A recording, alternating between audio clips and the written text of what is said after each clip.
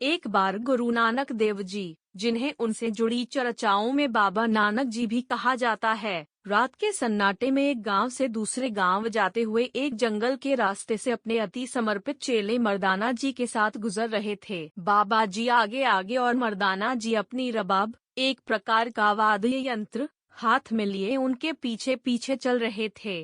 रबाब उनकी एकमात्र पूंजी थी, जो उन्हें बहुत प्रिय थी। उनके चलने से जमीन पर पड़े पत्तों और छोटी छोटी सूखी टहनियों के चटखने की कभी धीमी और कभी तेज आवाजें निकलती थीं, और कभी कभी किसी जंतु के सरसरा कर जाने की और कभी किसी पक्षी के घोंसले से मिली जुली आवाजें भी सुन जाती थीं। बाबा जी बिना किसी प्रकार से विचलित हुए शांत भाव से कदम बढ़ाते जा रहे थे, परंतु मर्दाना जी को डर लग रहा था।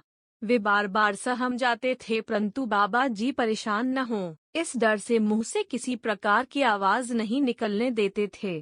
परंतु एक डरावनी आवाज सुनकर दबाते दबाते भी उनके मुंह से चीख सी निकल गई।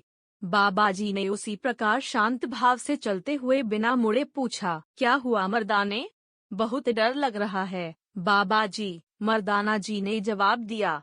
बाबा जी ने फिर बिना मुड़े शांत भाव से आगे बढ़ते हुए कहा, मर्दाने, डर वाली चीज को फेंक दो। गुरु नानक देव जी के उपरोक्त अंतिम वाक्य में हमें यह ज्ञान मिल गया कि हमारे डर का कारण जड़ और चेतन पदार्थों के प्रति हमारी आसक्ति है, उनके छिन जाने का अंदेशा है।